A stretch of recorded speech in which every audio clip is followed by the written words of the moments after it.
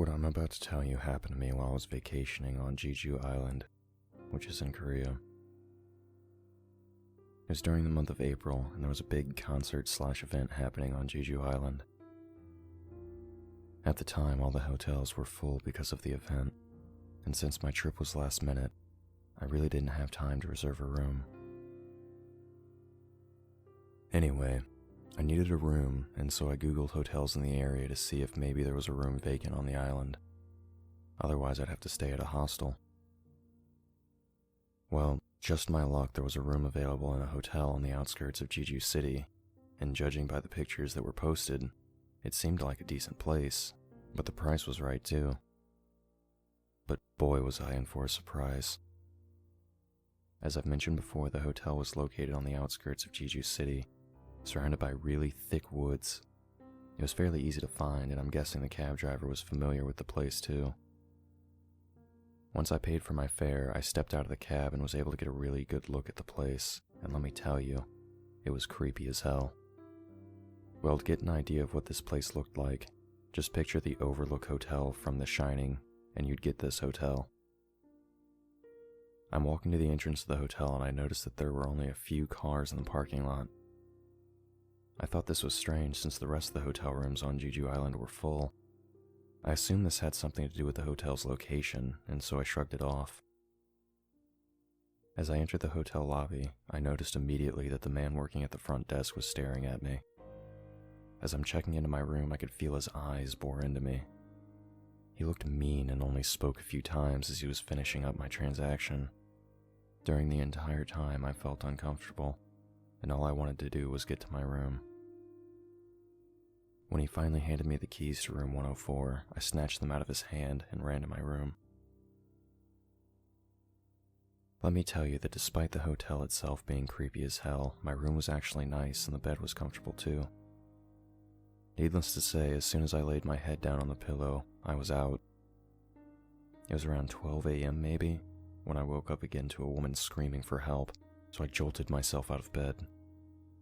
I scanned the area near the bed to make sure nobody else was in the room with me. Then I heard the screams again, and this time they seemed to be coming from my bathroom. Although I was scared shitless, I knew I needed to check it out. Before going to bed though, I remembered turning the bathroom lights off, but now the lights were on again. I could also hear sounds like two people were struggling with each other. Anyway, as I approached the bathroom, I saw the creepy man from the front desk trying to drown a young woman. I screamed, but he didn't seem to hear me as he continued drowning her. And what was sad was that I could actually hear her gasping for air. I must be dreaming, I thought, but no, this felt too real, and I knew I needed to call the police. But when I looked into the bathroom again, nobody was there and the lights were off too.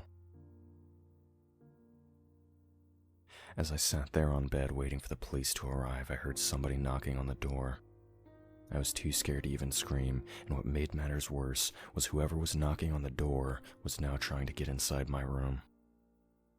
I could hear the sound of the keypad as the person on the other side was pressing the buttons, and then there was a click as the door began to open. I tried to find a hiding place, but it was too late as I felt a hand grab me and then throw me down onto the bed. It was the creepy man from the front desk. As I began struggling with him, I thought this was it. I'm going to die, and that's when I noticed something was moving behind him. A pair of ethereal arms, yes, ethereal, wrapped themselves around him and then yanked him off of me, throwing him against the wall, knocking him out. It was the woman from the bathroom. When the police finally arrived, they handcuffed him, searched my room, and discovered hidden cameras everywhere.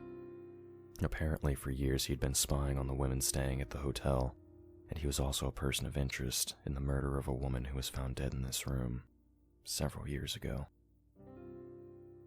After taking down my statement, the police escorted the creepy man into their cruiser and left, leaving me alone in the room. I then packed my bag to leave, and when I was finished, I looked back into the room for one last time. I saw the ghost woman who saved me standing there with a smile on her face. Then she vanished. Oh, to give you an update on the creepy man, well, apparently he's a person of interest in several unsolved murders of young women that span the course of 20 years. One of his victims was the niece of one of the cops investigating the murders. They also found items belonging to some of the murdered women in his room he was living at in the hotel. So it's possible that he's a serial killer that's been eluding the Korean authorities for years. Now that he's locked up, so no more innocent women will be hurt. Although I feel lucky, I do fear that one day he'll get out and come looking for me.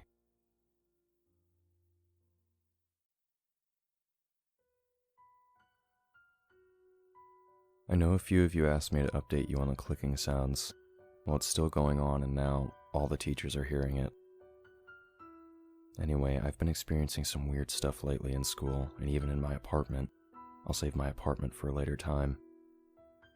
A lot of teachers here have also been complaining to the principal about hearing the clicking sounds in their apartments too. So here's a rundown on what's been going on at the school so far. I was at school one afternoon to set up for a festival the school was having over the weekend. Of course, I was alone in the room where most of the preparations were taking place. The rest of the people helping out with the festival were outside setting up the booths. Anyway, as I'm making the banners, I started hearing a clicking sound right next to my ear. Then, it starts to get louder to the point I'm covering my ears. I try to run out of the room, but something stops me, like an invisible force holding me back. So I sit there covering my ears, hoping the sound will hurry up and go away. I don't know how long I sat there for, but I do remember everything going black. Next thing I know, I wake up in the school's infirmary. Apparently I'd been out for 2 hours, but they couldn't find anything wrong with me, except for some really mean welts I had on my arms, which I don't remember how I got them.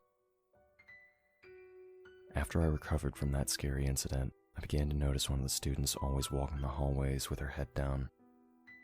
She was a very social girl and well liked by everybody, but something happened to her about 3 months ago that changed her.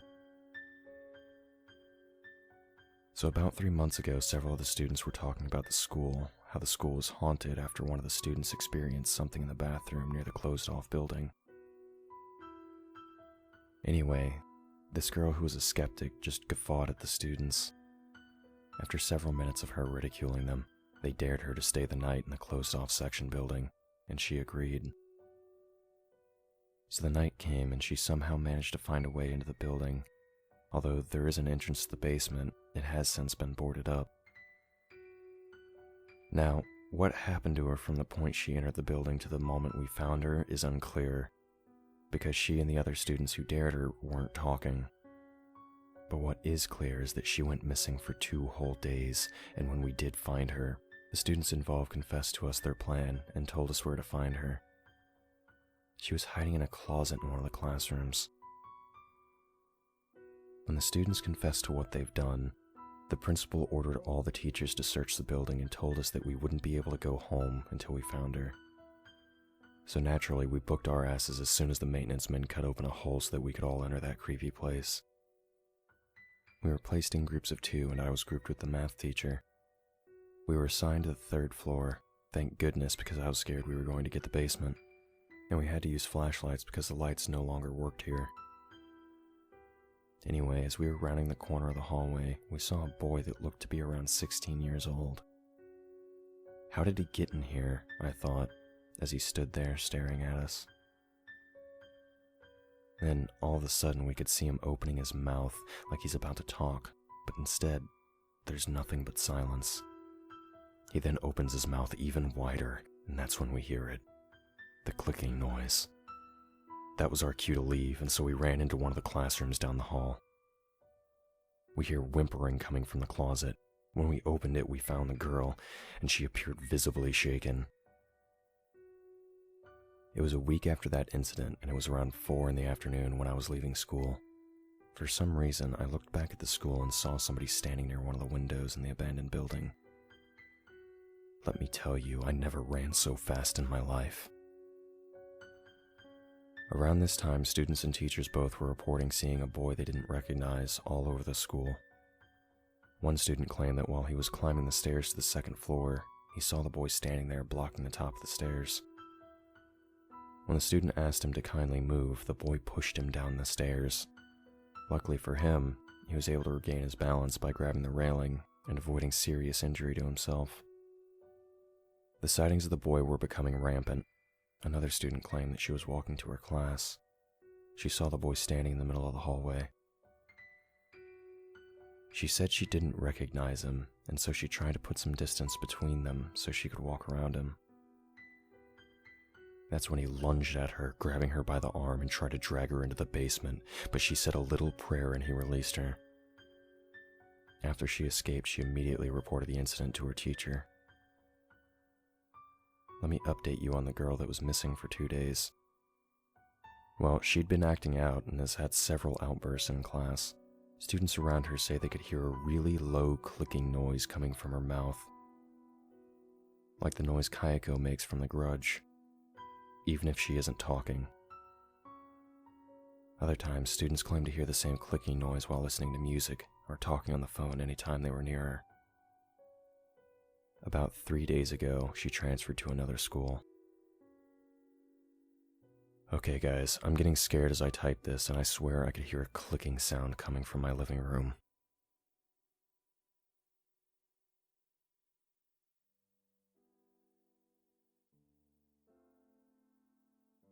Okay guys, I know it's been a week or so, but here's another update for you. Lately, strange things have been happening in my apartment building. Even my own apartment has been affected, but it's totally unrelated, and a story which I'll save for another time. Anyway, it got so bad I landed in the hospital with a sprained ankle. So here's my story. So about a month ago, a woman, I later learned her name was Mina, in the building died after jumping out of her 6th floor apartment. I didn't know her personally, but I would often see her in the lobby with her boyfriend. At least I assume it was her boyfriend, where I would always wave to her. She looked to be in her early 30s and very pretty, but always seemed sad. Then the rumors started spreading around that she was actually pushed, but of course, there was no way to prove it. Anyway, this is where things start to get weird. A few days after Mina fell to her death, I was walking home from the train station when I heard a woman screaming. When I looked up, I saw somebody falling from the 6th floor of my building, and I thought, not again. By the time I went to the spot where I thought the body fell, the other tenants had already gathered around, but there was no body to be found. Night after night, we'd hear the same screaming woman and even witnessing her fall, to only discover yet again, no body. Not long after, the rumors started spreading that the screaming woman was actually Mina, coming back for revenge. Eventually, the woman, Mina, could be heard at all hours of the night, and it got to the point where people were seeing her apparition everywhere. It was at this time that I noticed her boyfriend had a new lady, and as the sightings of Mina grew, the man began to look more and more haggard. Gradually, though, he began to let himself go like he wouldn't shave and his clothes looked disheveled. Things were getting progressively worse, and you could actually feel this dark presence throughout the building. One of the tenants, an older lady who lived alone, woke up one morning to find a woman standing over her bed. She stood there staring at the lady for a few minutes before she finally vanished. Another tenant, a young man living in the apartment next door to Mina, woke up one night to her in her bed with him. Although it was dark in the room, the streetlight outside shone enough light for him to see her face. At first, she looked normal, then her face began to change into something sinister, and naturally this freaked him out. Needless to say, he didn't stay in that room for very long. A tenant who moved into the apartment below Mina's apartment was out on the balcony one night when he claimed he heard somebody above him pacing back and forth. He said he heard 2 people arguing, but he couldn't make out what they were saying.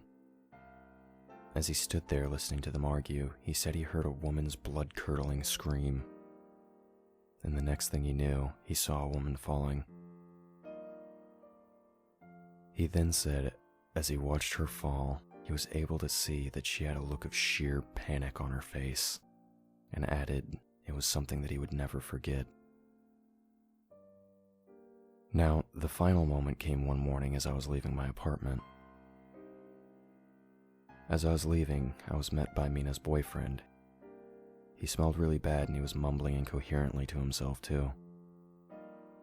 Then, out of nowhere, he let out a scream that sent shivers down my spine. He then started to run towards the elevators, and then I knew what he was about to do, so I started to chase him. As I was running, I tripped and fell, spraining my ankle. But before going over the railing, I swear I saw somebody that looked like Mina push him. My stay at the hospital, where I also had encounters with the paranormal, lasted 4 days. And due to the shock I suffered, I developed breathing issues and other complications. Anyway, for those 4 days, I was visited by a young nurse who I didn't recognize. I got to know all the nurses during my stay. She would visit my room every night, and on her third visit, I decided to talk to her, and I could see her mouth move, but no sound came out. Then she lifted her hands, pointed in the direction of the nurse's station. Then she vanished. That night, as I was sleeping, I was awoken by the sound of something scratching at the window, but I was too damn scared to look. The scratching lasted till 4 in the morning, when finally I was able to get back to sleep. On my last day at the hospital, I was saying my goodbyes to all the nurses when I spotted a picture at the nurses' station. It was a picture of some of the nurses, and one of them I recognized immediately, as she was the one who was visiting every night. I pointed at the picture and asked one of the nurses who she was, and she told me that she was a nurse that used to work at the hospital, but was killed in a car accident several years ago. Oh, before I forget, they found the lover of Mina's boyfriend dead in her apartment a few days later, and from what I heard, her face was all contorted like something scared her to death. Well, we all know who really killed her, but who's going to believe me if I tell them a vengeful spirit was responsible for her death? Nobody. Anyway, Mina was finally able to get her revenge, and rightly so, because apparently he'd been seeing his mistress for a couple of years. So that's what's been happening to me. Anyway, take care guys, and I'll talk to you later.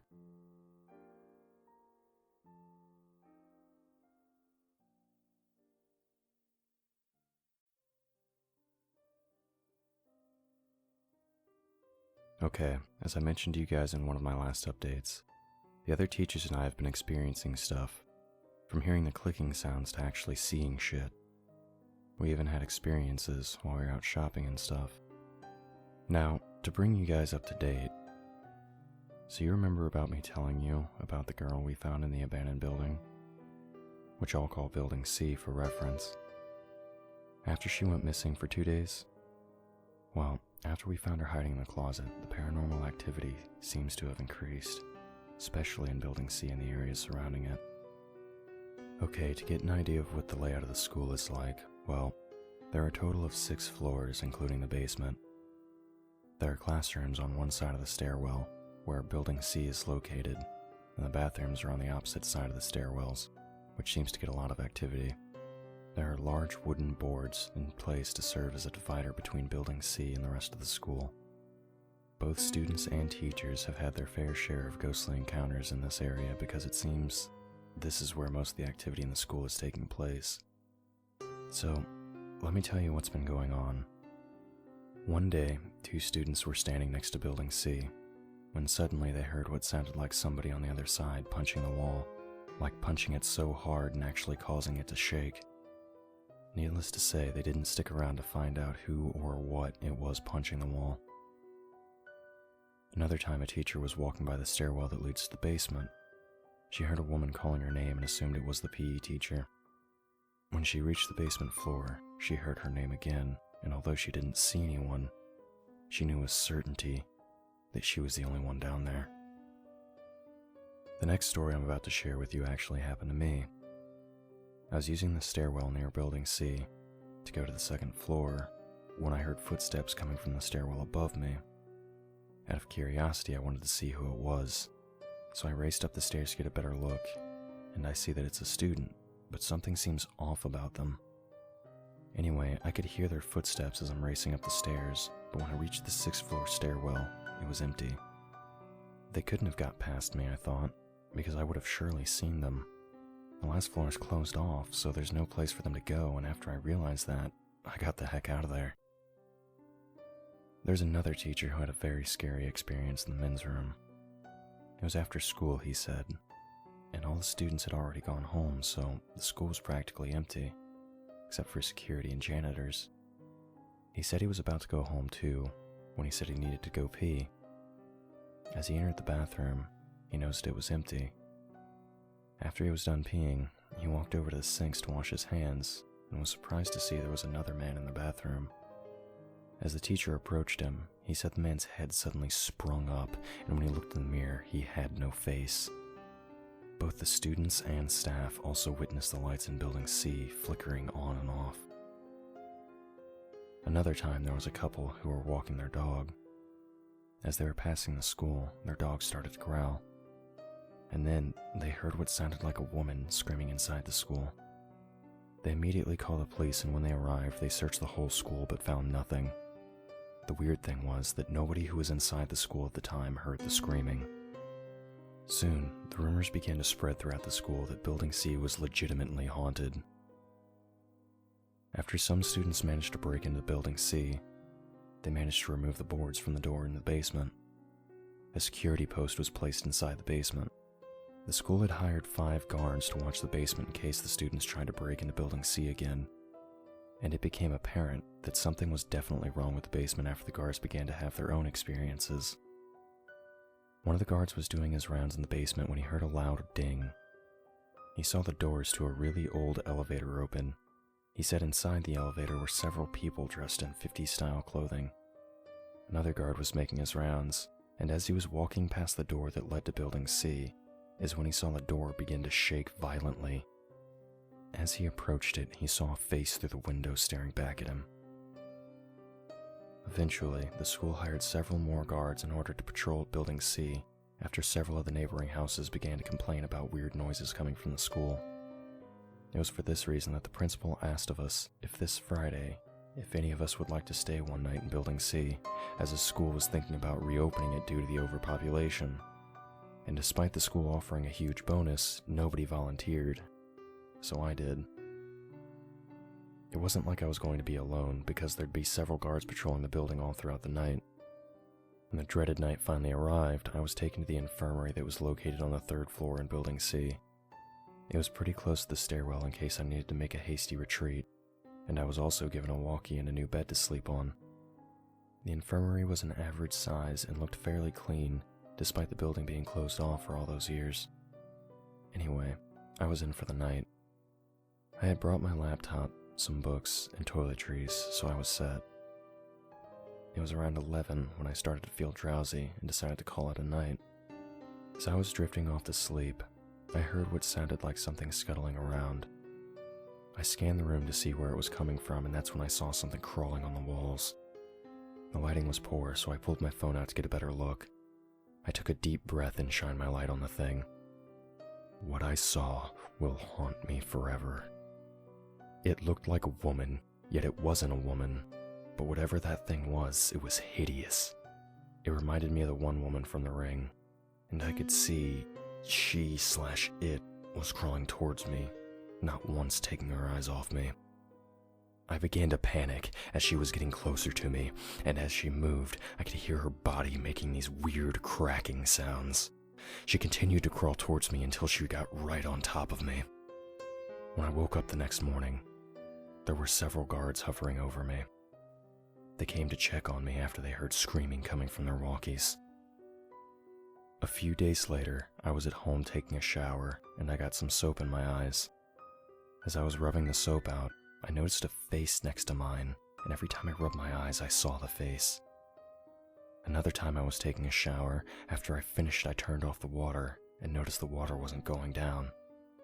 When I checked the drain, I saw there was some long black hair stuck inside. My hair's not black. The final straw came one night as I was dreaming. In the dream, there was a fire in my apartment building and I could hear people screaming. I remember having a hard time breathing and eventually collapsing from smoke inhalation. When I woke up from my dream, I swear I could smell smoke, and after checking my apartment for a fire, I was relieved to find there was none. But as I was getting ready for work, I got a call from the school telling me there was a fire at the school. After the fire was finally put out, there was nothing left of Building C, but the other buildings were somehow miraculously spared. The next day, I turned in my resignation. So, this will be my last update, because I'll be moving back to Hawaii, but I'd like to thank you guys for all of your advice. You really helped me a lot. Maybe I'll share with you some of the strange thing I experienced in Hawaii, but until then, take care.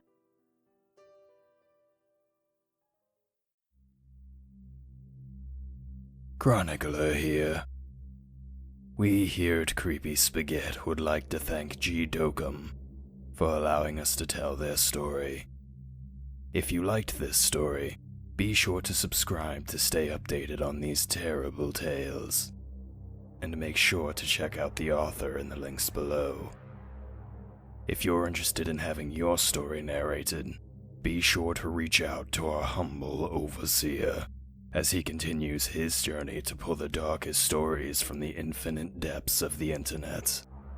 Until next time, fiends.